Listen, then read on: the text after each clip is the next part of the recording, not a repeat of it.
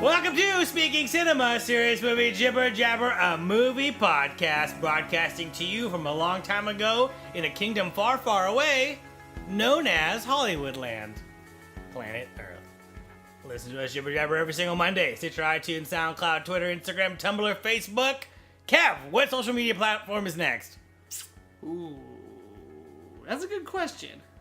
Well, let's get on Tinder. Why not? We'll do Tinder. Listen, we may or may not already have a Tinder and a Grindr. And when Pokemon Go adds trading, we'll start a new account for that. Yep. Get you into it, Kev. Get it. What's your Pokemon of choice? Gengar? He's the best. Mine's Gengar. I like Venusaur. He was my boy back in the day. We all Venusaur. did Venusaur. Everybody did Charmander. I did. Me and my brother both did. Did Bulbasaur? Yeah, we also two fucking the ideal situation, right? Where there's two of us, one of us has the red game, one of us has the blue game, and we're too fucking stupid to one of us should just start this game over and over again and use a link cable to give the other one all the Pokemon, so we could have all three of the starters. Too stupid for that. But I digress. At Speaking Cinema on those social media platforms. I am your host, Assistant Pig Keeper, Mr. Jibber Jabber. Here with me today, as always, the Horned King himself, Kevin. Hello, Horned King Kevin. That's me. Low doorways, a problem. Making Cinema, Serious Movie Jibber Jabber is the name of the podcast, in which we talk about a movie before seeing it, and then we talk about a movie after seeing it for a contextual conversation. Put the passion in the airwaves. Nothing but passion. We are at the end of Season 8. Last episode of Season 8, Kev. It's been a good one. A lot of randos in this season. I dig it. A season of randos. A season where we have picked just movies we want to talk about. And, speaking of that, this time on the Jibber Jabber, is it 7 years in the making? The celebrated Disney tradition comes in our 25th animated motion picture, or hidden by darkness, guarded by witches, discovered by a boy, stolen by a king. Whoever owns it will rule the world or destroy it. That is one long tagline for 1985's The Black Cauldron. Yeah, buddy. Directed by Ted Bierman, Yeah. Mike Rich. Written by Ted Bierman, Vance Getty, Gary, Joel Hale, David Jonas, Roy. I'm thinking about getting rid of this section of the podcast because I'm just not good at it, Kev. A lot of people fucking wrote this. There's like 4 more names here. I'm not going to get into it. Writing by committee, I'm just shocked that they all got credit. Is the thing. Every Disney movie is written by committee. Well, nowadays they have former writers. This is a DGA nightmare of a scenario here. It's not quite Flintstones movie bad, but it's up there. Like 30 credited writers on that Flintstone movie, something like that. Well, and in the Disney days, they would rewrite the movie in storyboard form, starring a bunch of animated characters created by Walt Disney Pictures and Walt Disney Feature Animation Distribution, Buena Vista Pictures Distribution. We're not doing it again. If you're not familiar, a young boy and a bunch of misfit friends embark on a quest to find a dark magic item of unlimited power before a diabolical tyrant can. Thanks, IMDb user Kenneth Christholm. Also, Kenneth, really trying to not spoil what is spoiled by the title. Directly in the title. Yeah, the titular spoiler of there is a evil Black Cauldron. Yeah. Pre-production started in the 1970s, and it was quite the process to distill the works of Lloyd Alexander down to a movie. This is based on a series of books that he wrote. Long story short, everything about this was hard, so they say, leadership-wise, creativity, technically, story-wise, character-wise, really in every way. And there's an argument that the movie was worked on for 12 years, so people say it's 7. I guess there's some time down during those years. You count that. It doesn't really matter. A troubled production, which you don't hear about often with Disney, Pretty smooth sailing. I feel like every couple of years they get a troubled production. I think Good Dinosaur had some issues. But the difference between Good Dinosaur and this is that Good Dinosaur, and I hate, this is like your Variety article. Every time a Pixar movie comes out, it's like, is this going to be the... Cars 2 is the worst performing Pixar movie of all time. It only made $600 million in America. It's John Lasseter is just going, damn it. Yeah. No, that guy's playing with his real life train that he has in his backyard. That guy owns a real choo-choo. A train. And then so with the Good Dinosaur, people were like, oh, it didn't make its money back because it got at a production. Basically, they got like, I think the 60%, scrapped it and started over. But they put asses in the seats. The movie made a bunch of money. It just won't make money because they spent too much. Yeah. So it's like, what you don't want is to spend a ton of money and then not to get any money. That's the worst thing, right? If you spend a bunch of money and then make a bunch of money, at least you still have your prestige of being able to open a movie and people like it, presumably. Anyways, but this is we're talking about the glory days of current day Disney Pixar animation. Let's go back, way back to the 1980s. To a rare lull in the Disney output. So, troubled production, as you said. All of this built up to a disastrous test screening that, according to legend, Jeffrey Katzenberg, then Disney chairman, was so upset that this is the lore, took the fucking movie and he went into the editing room and started cutting it himself. The directors go to the people above him and are like, what the fuck? They order him to stop. Like literally, like they call that booth and like, Jeffrey, you come to my office right now. Jeffrey, you put that shit down. Long story short, Katzenberg ordered 12 minutes cut, and apparently they're just cut out of the movie, gone. Yeah. According to lore, Cauldron, there's a scene of a Cauldron-born killing a person by slicing his neck, and another one killing a person by slicing his torso. And they say that there's a jump cut in the soundtrack. We're gonna have to try to remember that to see. Cauldron-born, also, because I don't know what that means, is the undead army that can be raised. Spoilers. From the Black Cauldron. Okay. Maybe it's a dream sequence. You don't fucking know. You never know. Watch the movie. You saw the title of the podcast. Other deleted scenes supposed to be graphic violence. Violence depicted as graphic. I don't know. I mean, I have a hard time believing it's really graphic violence. But it can't be Akira status. Well, speaking of Akira status, they say that the princess is partially nude. And one of the king's henchmen is dissolved by mist from the cauldron itself. All of this cut.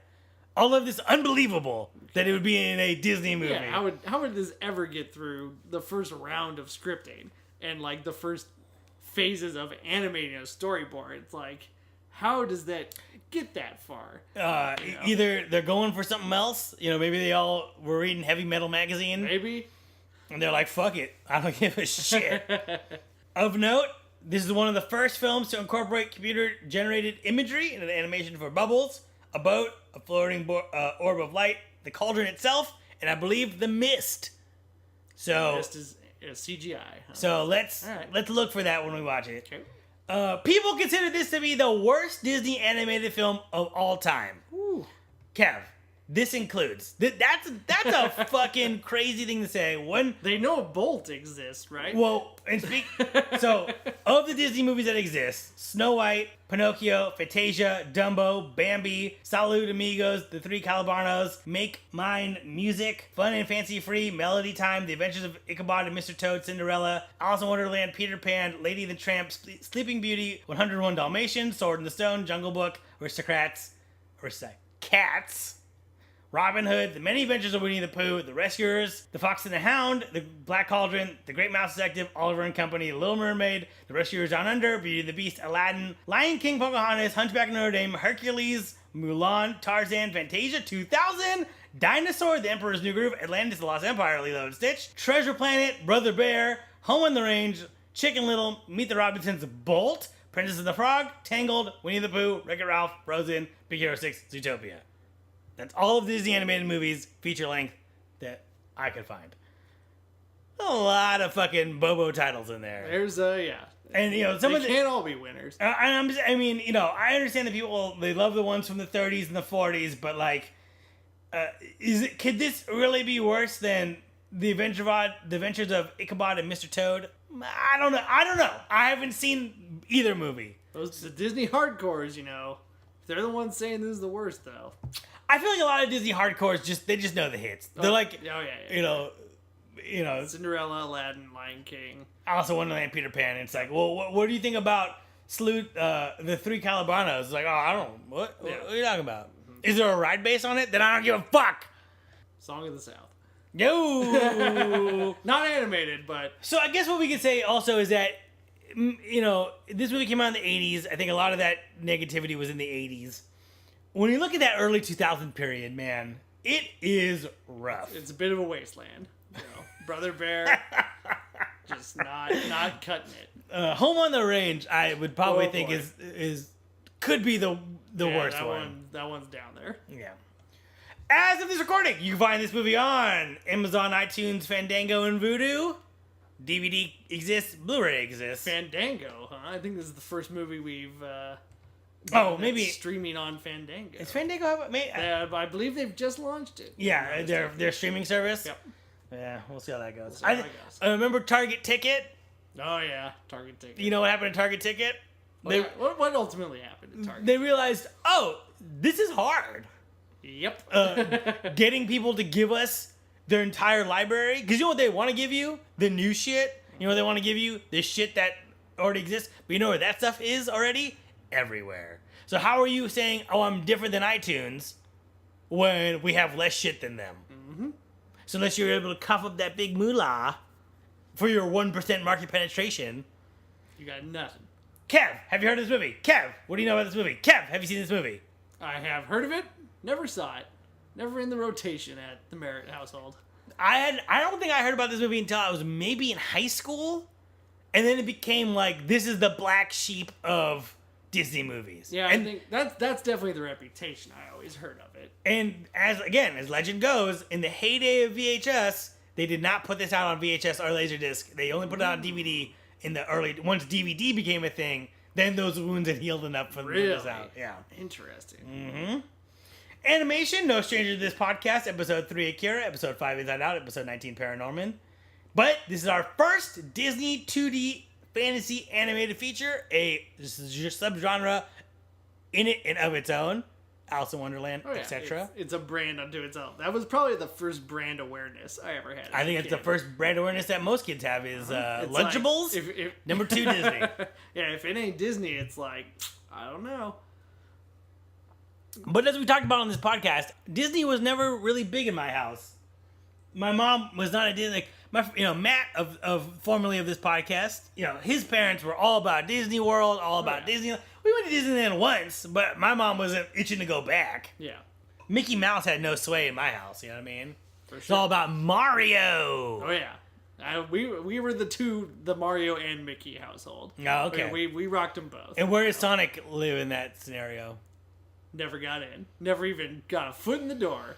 Never owned a Genesis machine in my life. In my time, he got his foot in the door, but then it was like, you gotta leave. Yeah. All right, you gotta go home. So are you a Disney head? Do you love Disney? Because it was in your house as a kid, but would you say that you're into Disney World, Disney TV, Disney film, Disney toys, Disney interactive, Disney bed sheets, Disney beliefs and values? That what defines you, Matt. Matt? You call me Matt. You bastard. That would define you. Hello, Freud. Man. I wouldn't say it defines me, but I definitely respect the vision of Walt Disney, just how crazy that dude was, but how innovative he was at the same time. Crazy in that he hated unions, or crazy in that he what? He was like workaholic. Like a little bit of a crazy in the sense that he was ambitious. Like to us now, it makes sense. The dude built a theme park named after him of just like shit he wanted to do. He's like, I'm gonna have a Frontierland and a Tomorrowland. Right, and I don't think that Disneyland is what happens when you give that like a sociopath, ambitious, crazy person endless amounts of money. Well, but that's the thing is that I do think I get what you're saying, because I think that in retrospect, Disneyland is a cultural institution and no one questions the insanity of building it, right? They even don't question the insanity of building its competitor, Universal, right? Mm-hmm. And people begrudge Universal for not trying as hard as Disneyland. But the reality is, like, having a theme park is intrinsically difficult. Yes, it is. And he was the first one to really, truly make something that was cohesive. And it's the standard that every theme park has to be compared to now, right? Because it's not only is Disneyland still a fun park, I think it's a good time. I like going there. But it's ingrained in everybody's nostalgia and feelings, and it's all just right there. you know, and you'll never not be able to compete with it. You know? And my hat goes off to them for having a haunted house, even though it's like not scary. Yeah. But for an adult, but for children, I'm sure it's very scary. But just the idea that they did that, like, fucking good for them, because there's such an easy world where that shit was eventually just boarded up and torn down. Yep. They didn't do it. They didn't do it. They didn't do that. So I'm with you. I like the audacity of Walt Disney, of a guy who is like, I make animated stuff, and then he's like, I make animated features, it's never been done before. And then he got into TV when TV was a new medium, and he was a futurist, and he was all about where are things going, and I should be there. And I think a lot of rich dudes are like, where's the future going, and we'll get there after someone's shown us how to do it. And he was the guy, if I'm going to compare it to skateboarding, where he's just hucking himself down a flight of stairs, and he's like, I know I can do this, and everyone else is like, impossible, you can't do it. Yeah. And then when he does it, they're like, oh, cool, can I do it? I'm going to do it too now. And it's like, it's already been done. Somebody's got to be the guy to break through. It's like, that's Elon Musk these days. Right. Steve Jobs back in the day. Steve Jobs in the 80s, 90s. Fucking Walt Disney, 40s, 50s, 60s. In terms of my love for the Disney brand, I mean, I do love how they seem to have more of a standard than a lot of other media corporations, and I do love their ambition. I love, like, Disney Cruise. Like, and to me, it's cool that they're just like, what can we get into, and let's do it, and let's do it the way that we do things. You know, it's not Donald Trump that'll slap his name on any shitty product and call it amazing. It's like Disney. Are you saying that my degree from Trump University isn't worth the paper it's written on? As paper thin as a Trump steak, sir. As paper thin as a Trump steak. What about Trump vodka? Go buy some. It's great. Oh, fuck. But yeah, with Disney's name affixed to anything, that means something, you know? Right. It means they went balls to the wall to make it great. It didn't always mean that. In the 80s, they fucked it up and the brand slipped. Oh, yeah. So, when Eisner was running the company, Right. and fucking Disneyland was a wasteland. right, had a bunch of burnt out light bulbs. Yeah, it was just like not a happy place to be at. So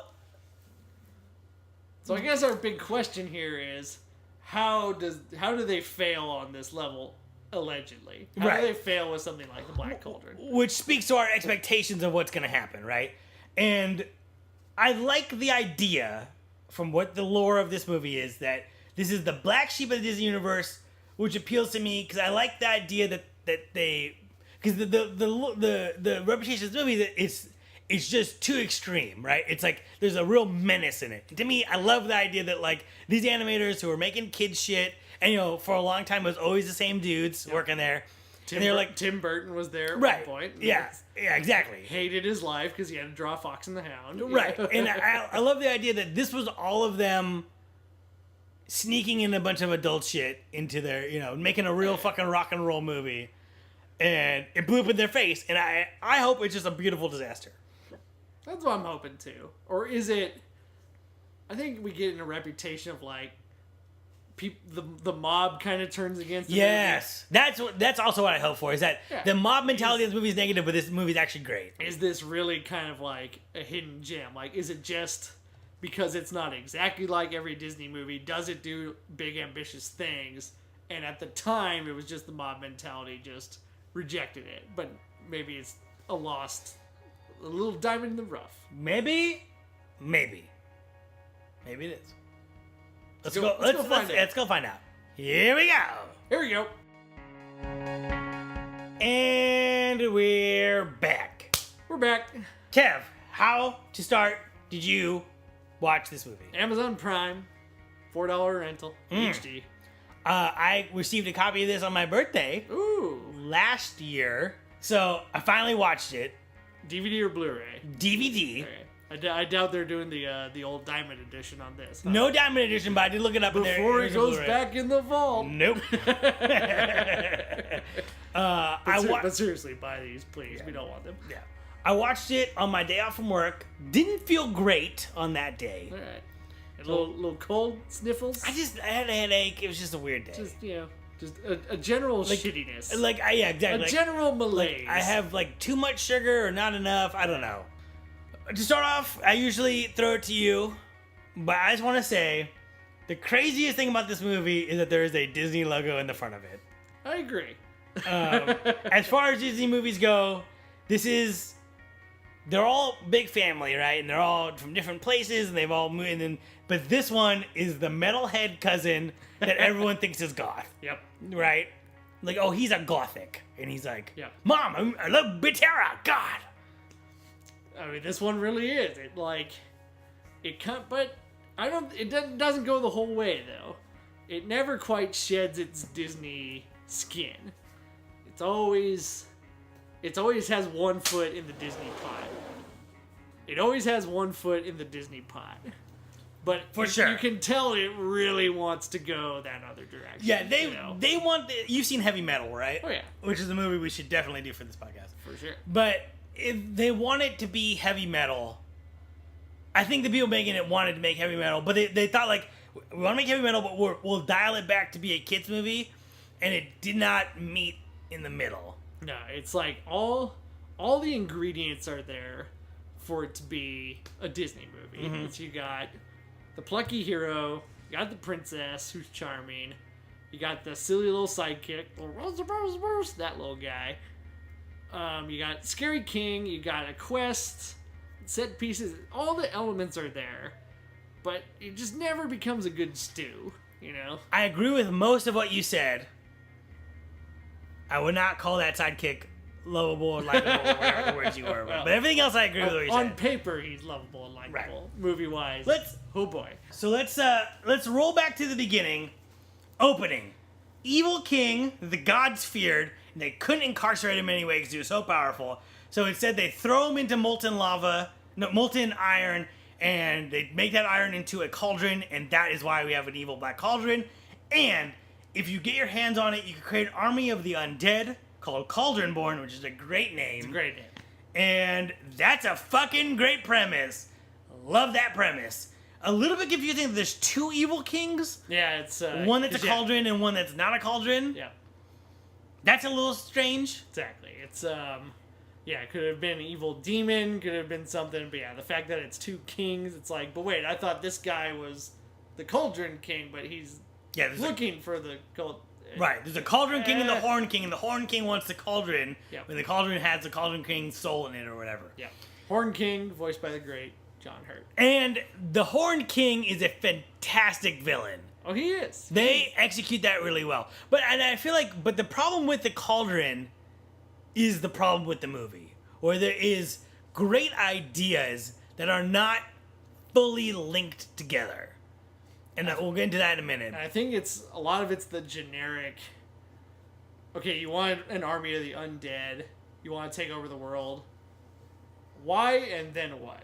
Mm-hmm. You know, it's like, that's always the thing of like, we're going to cover the world in darkness. And it's like, what did the world do to you? I'm interested. Like, why are you so grumpy? And what are you going to do with it afterwards? Like, that's what I want from any villain, you know? And so it falls in that trap of... And sometimes I feel like that can be well done. A generic villain that wants to take over the world can be well done if the story is really about the heroes and their relationships together. An example of this would be like the Avengers, right? What's in the Avengers movie? What's Loki's plan to invade the world and take it over? And it's like, all right. I mean, Loki's a charming enough villain so that we love to hate him. But the movie's really about, can these fucking dudes become friends enough to save the world, right? That's the stakes. And so I feel like this movie tries to do a similar thing, or, you know, tried to do it before the Avengers did it, but doesn't really get it done. I think another issue is we don't have a sense of what the world even is. See, that's another thing where there's pieces that aren't linked, and yeah, I think you're totally right, because when we're at... The scope we have of this world is... narrow. Horn King's castle, Kid's house, all the shit in between Kid's house. We don't know what this world's called. At least I don't think it gets named. They name it in the beginning, the opening ramp, but you would never know. Yeah, it's kind of sort of a generic medieval aesthetic. It doesn't have any... We don't really know who's in this world, what's at stake, that kind of thing. Whereas other Disney movies establish that really well. Beauty and the Beast has the whole village scene, and it's like, this is what is the ideal. This is what we're protecting. Lion King, the entire opening sequence, all the animals coming together. Well, and also really long shots showing you like a lot of the land or what it looks like. A real sense of geography in place. And I think, that's no more personified in the scene where he loses the pig, where he's in the forest and it's just a Disney forest, with lush trees and strange creatures. And then the pig runs away and then he like runs past a bush and all of a sudden now it's like evil, dark, it's like crazy Wizard of Oz forest. Yeah, like the trees look like rib cage of a gigantic creature or something, It's just like, what the fuck? And then the rest of the movie is kind of spent in this weird darkness. It's not like the darkness is creeping or there's no connective tissue to like who the Horned King is, who else lives in this kingdom, any of it, right? There's no stakes in that way. But I will say my favorite thing about the movie is the aesthetic. The skulls, the purple sky, dilapidated castle, Horned King. It's like there's a lot of chains, swords, like lava, magma, like wrought iron, twisted, looming. Just macabre visuals, and I think we're both on this that the aesthetics devoid of how they interact with the plot are just fantastic. Like in the opening thing, you see this fiery skull, and it's like flowing into the cauldron, and it's like the reveal. It's so great. Did you notice the CG? Would you have thought any of that was CG? I think the only time I really noticed it was the bubbles. We talked about in the first half that the bubbles were CGI. Mm-hmm. I think those kind of really stood out in the bubble scene. But everything else... What's a bubble scene? I believe it's a scene with the fairies when they go underground. Oh, yeah. I think there's bubbles in there somewhere. Mm-hmm. But yeah, like the light orb and the mist, it all flows pretty good together. Right. And like the portal that the pig opens, or in the pig's vision when he dips his nose in the bowl, it's like that might have been a little CGI too, but it still works. It still looks good. The movie's very well animated. I would say. Just a lot of the little character moments were very human. As we've talked about, the background, the aesthetic. That's all right there and good, and like at a Disney quality. And like some of the explosions, and I think some of the skies are like live action that they animated over or did like optical effects to. Yeah, and it's really great. That was what was so great about Disney, is he never limited himself to like, no, we can only like 2D draw this thing. He would shoot footage of people dancing and singing the songs and just animate over that. And, right. Yeah, rotoscope things and just really pushing the technology to tell your story. Right. And I think that all works. And another thing I like about this that I think also really works is that it feels like there's a lot of movies going on at the same time. And I think this is one of those things where you're going back to saying that we were both saying, right? Where you're like, we don't get a good scope of this universe, but at the same time we know this universe is very big, right? Because we meet the princess and it's as if she is in a similar moment in her movie, right? Yeah. She's been captured in this castle and now she's escaping and she meets this kid, right? So she's like halfway through her movie, we're at the first act break of our movie. And then we meet the bard and he's at the beginning of his movie and we're in the middle of ours. And you know what I'm saying? Yeah. Oh, yeah, and I love that. What did you think of that? Did you get that sense of it? I got a sense of it, but again, and this is I think the big fault of the movie, we never get a sense of who these people are and what they're doing. And it hints at it, like for some reason the bard, every time he lies, a string breaks on his lute. Which I like that. And you don't need to explain that because it's not his movie. You don't need to go into it, right? Too deep, but it seems like there should be a little something more there. Here's the thing, and let me ask you this and see if you agree with it.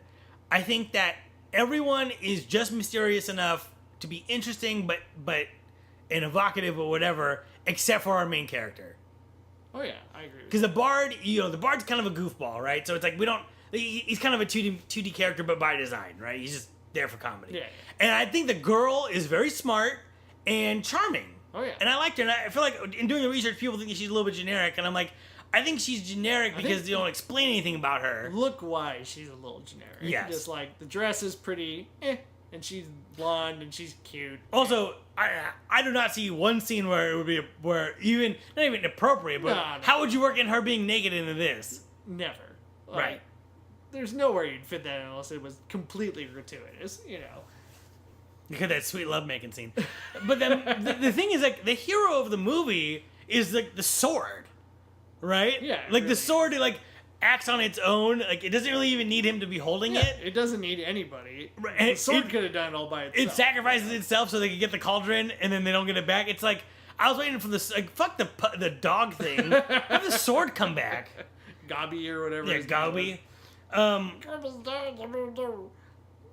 I just and I like how there's like the witches and the fairies. It's like it speaks to there's a lot going on in this universe, but it's never tied into our main character of like he's discovering the world beyond him and what's his thoughts on that, or maybe he didn't know that there was a world beyond his thing. You know what I'm saying? Like it's like there's like Star Wars does this where like Luke wants to get out in the universe, but he doesn't even really know what that means. But he just knows that there's nothing for him here, and that literally happens where his parental figures are killed, and then there's literally nothing left. So it's like, why not follow my dreams? And I feel like this movie could have done something similar, but just doesn't have any plans for the main character.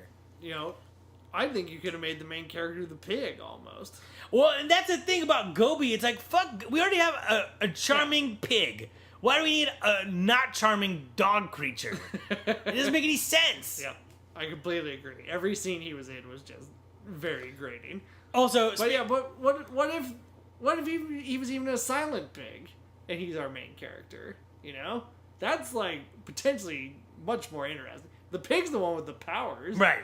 He can do the mind or the visions and knows things that other people don't know. Mm-hmm. It's like why not make this really almost avant-garde silent pig movie as your main Which, character? again, sounds crazy until you see Wall-E, and then it's like, oh, well, I guess And they a did silent it. character totally goddamn works. Right. Also, I just want to say in that bar castle, the bar scene in the castle with the wench, Yep. that was like, whoa. Straight out of Heavy Metal. Yeah, you know? we're getting like upskirt shots, Yep. like she's like twirling around. The witch, witches- the witch got big old witch titties, man. And like the guy gets stuck in her boobs. Yep. It's like, and then it changes into the frog, and then the frog's wedged in the boobs. You can tell where they wanted to go. I feel like there's a lot of parents who took their kids to see this, and they're like, this one was a little bit better than the normal ones. Yeah. Yeah, I like that. How come that one never came out on VHS? Yeah. Remember that one, little Bobby with the with the titties. Which Yeah, one with was that? yeah. So, I mean, I do think there's a lot that doesn't work here. I think Groogy is like the Jar Jar Right. Binks of this movie. Like Jar Jar Binks and the Minions had a baby. You know, Yeah, just, exactly. He's just farted this thing out. he's a walking dog with a mustache and emo hair with a really annoying voice. And anything that he does should have been done by the main character or the pig, Yeah.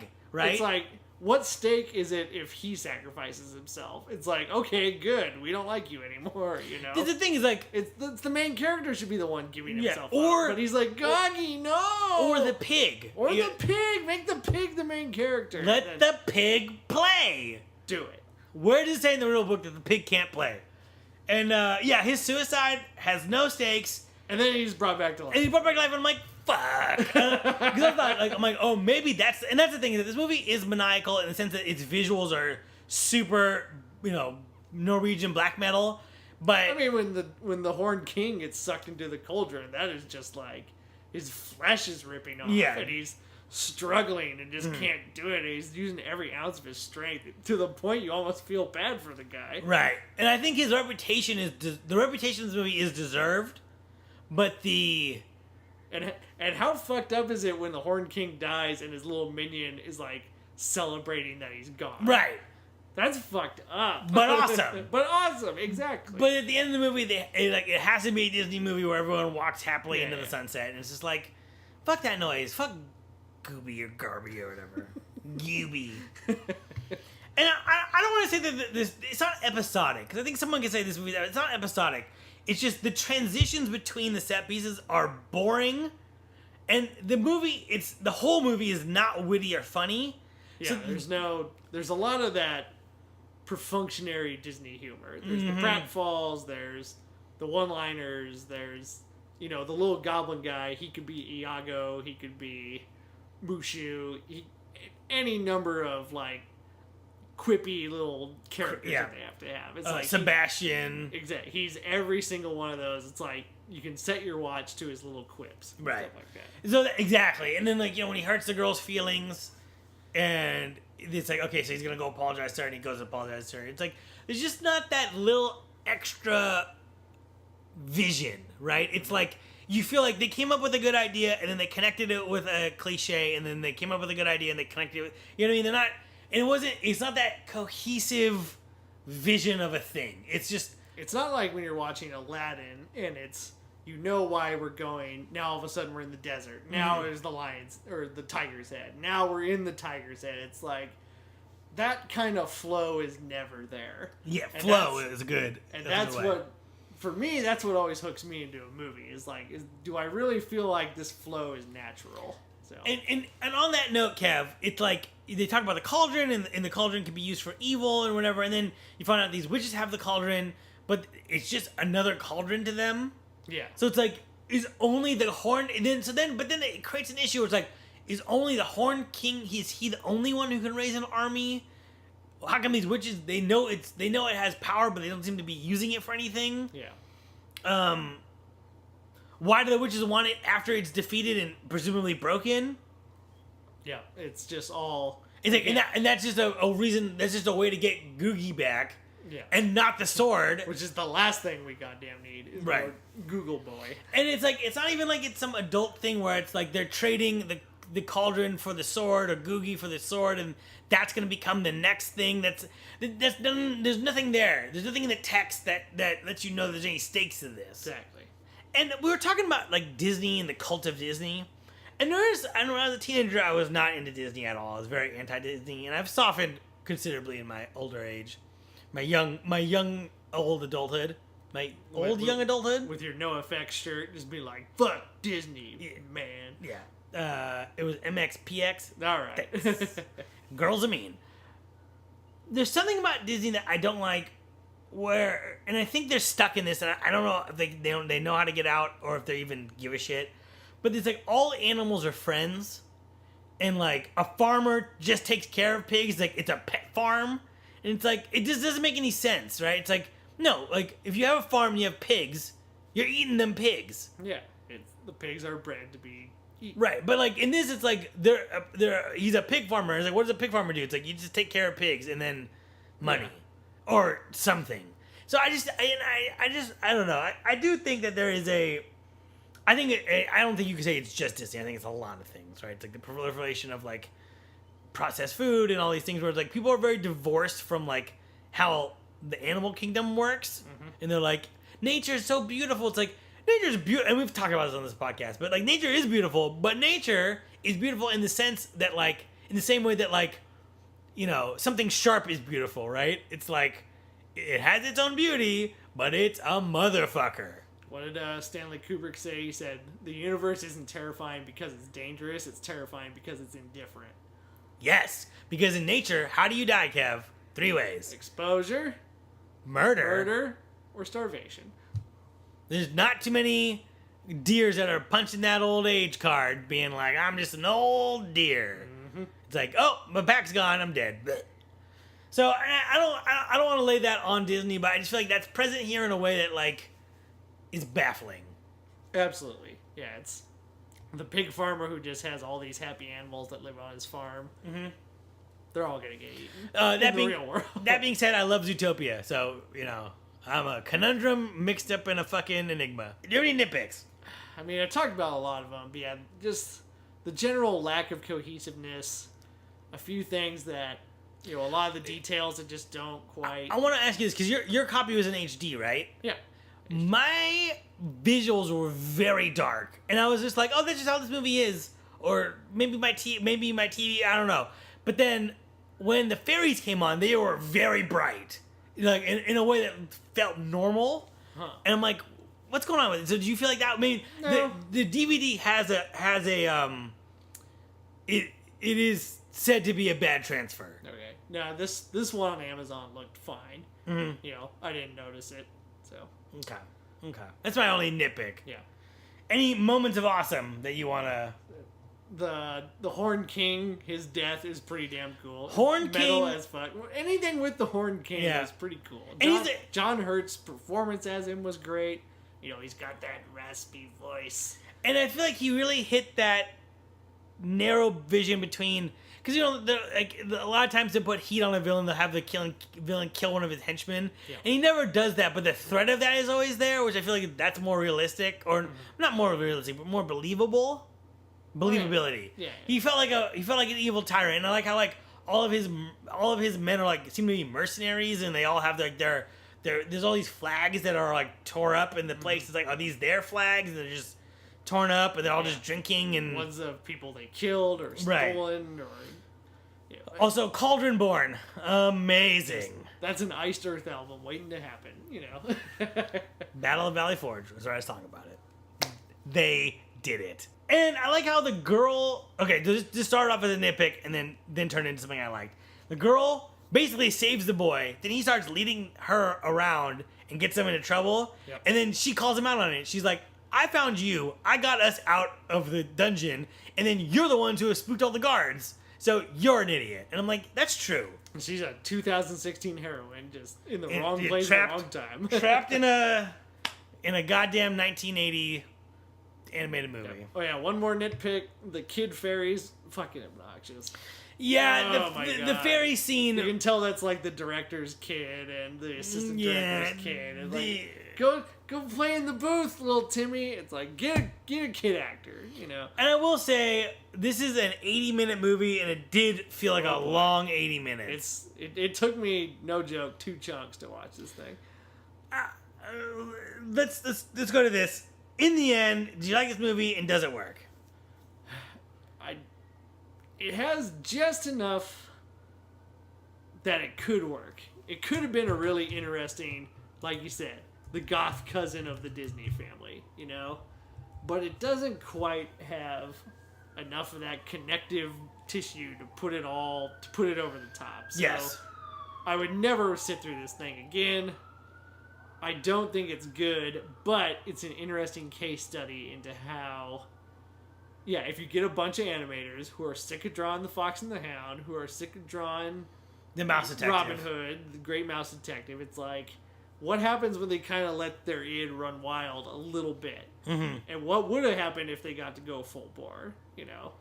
What if they started their own little company and just like this was their flagship movie? I always fantasize about that. Like, what if Disney? Because Disney makes everything except for movies for adults, like purely for adults, right? I mean, they make movies that adults can enjoy, but not a movie that is for adults. So I always wonder, like, what if John Lasseter was just like, "Fuck it, we're gonna make a movie like Akira." Dude, I would love to see Pixar tackle like Animal Farm, you know, or something like Akira, just this big. Epic. They'd probably have to do it under a different banner. Sure, fuck it. But do it. You know, it's like you have the talent, you have the resources, you already take inspiration from a lot of these kind of movies. Just do it. Yeah. You know, go for it. So for me, I like this movie, but I don't think it works fully. I think it's a Swiss cheese movie, right? There's lots of holes.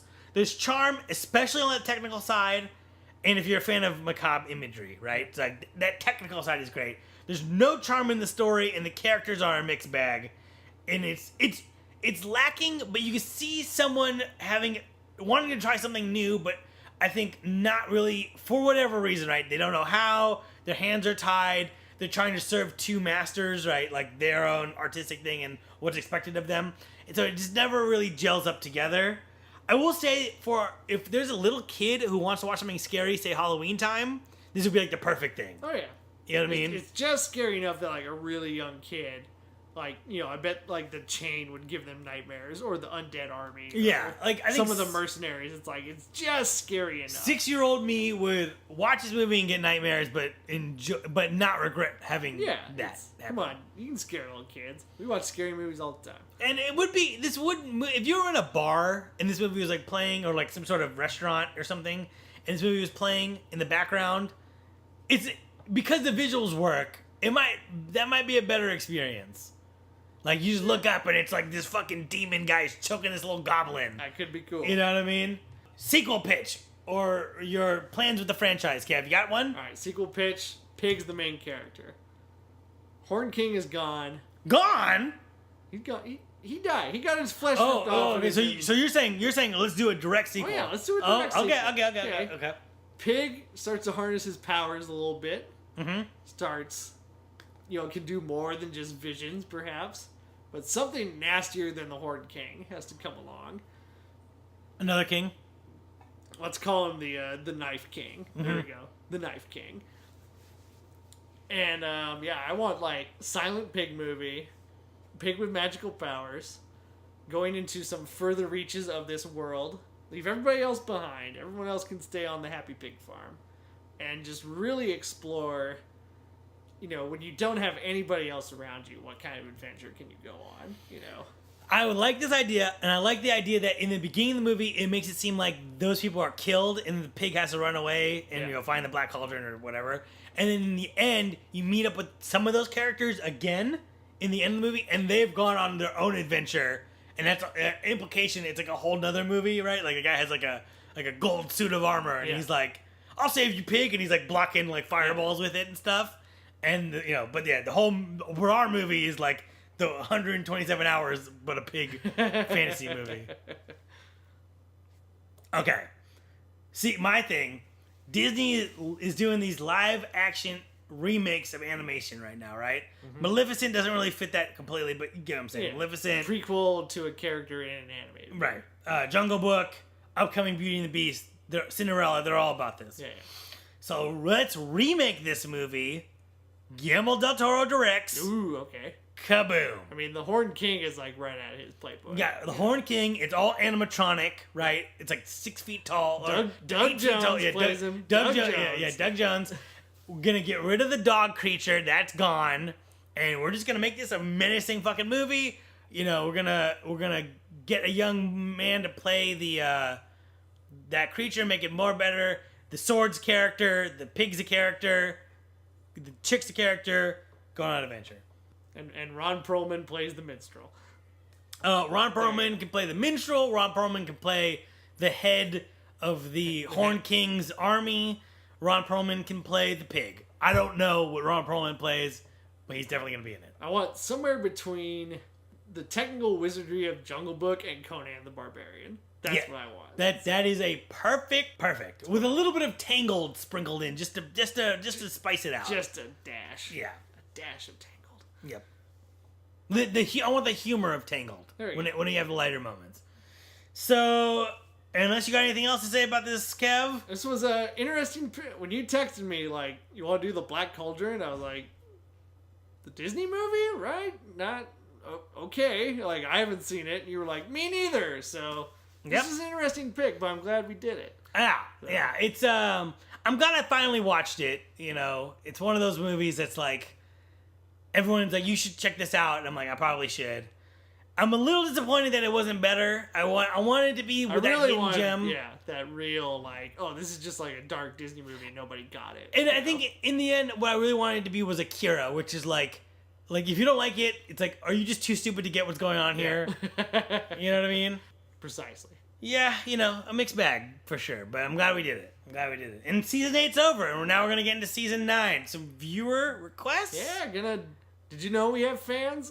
I didn't know. Shocked me too, but here we are. Yeah, we've got a little docket of fan requests before we dig into the holidays. We're gonna end the summer movie wager. We're gonna get some fan requests, and then straight into the holidays.